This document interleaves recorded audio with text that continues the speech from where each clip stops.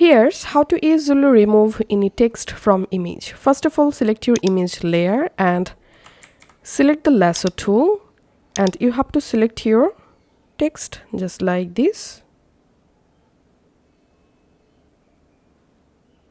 And then go to select, and here click on color range, and here click on select, and here you have to select your text color. So my text color is white, so I'm selecting here white color. Click on OK, and then again go to select, click on modify, and click on expand, and expand by, give here 3 pixels, and click on OK. And now go to edit, click on fill, click on this contents drop down, and here select content hour, and then click on OK.